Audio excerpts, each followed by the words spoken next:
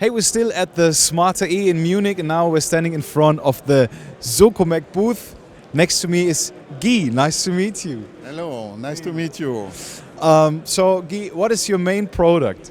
We have three main product families. Huh? On one side, we have also a metering product and switchgear product, and on this side, you have all the storage solution product families. Huh? So the three main we show today to our customer.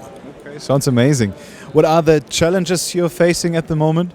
The challenges are for all the same: cost saving, energy saving, and it's why with metering solution and storage solution we have the nice trend today with these two main challenges with cost saving and energy saving.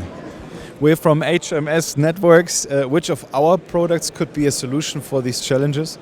Today the real trend also is communication. You know, IoT is a topic for everybody, and so we use your converter, your net connection, and in all on our solution we are connected to a lot of different protocols, and why we use HMS solutions.